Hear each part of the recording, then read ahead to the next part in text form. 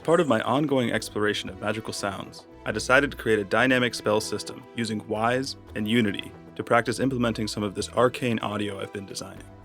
I collaborated with my friend Ava, who creates Unity tutorial videos for YouTube and streams Unity development on Twitch as Spherus. The idea here is that a player can charge the spell with the right click for a certain amount of time until the magic becomes too potent to control safely. At this point, the overwhelming power of the magic is too much for our mage to bear, and the player begins to suffer damage from their own charge. I thought this could be an interesting mechanic for a magic-based combat system. Ava built the Unity project showcasing a visual representation of the idea, and I built the dynamic audio in Wwise to match.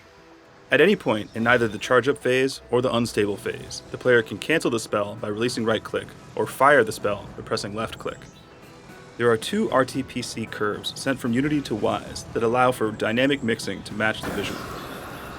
One that tracks the percent of completion of the charge phase, and one that tracks the length of time spent in the unstable phase, causing our player damage. Volume, low-pass filters, and mix of the charge sounds change over time as the spell builds power. This also affects the release and fire spell sounds as well to match the charge up percent. When we reach the unstable phase, several things happen. A trigger sound alerts the player that they've crossed the threshold and will now be damaging themselves. Some abrasive dark magic sounds rise in volume and frequency range.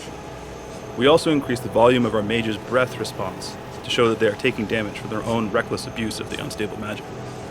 The effect of this unstable magic becomes so overwhelming that it even filters the environmental ambience and music soundtrack, adding reverb to the music and ambience as well to bring the player deep into the oppressive nature of this unwieldy magic. When we release or fire the spell from this unstable phase, we return back to the original gameplay state, ready to cast more spells. For this example, we only created the fire version of this spell system, but the Wwise project is set up to be able to switch to other elemental spells as well while using the same events. Here's a few examples of charging, canceling, and firing the spell in both the stable and unstable phases.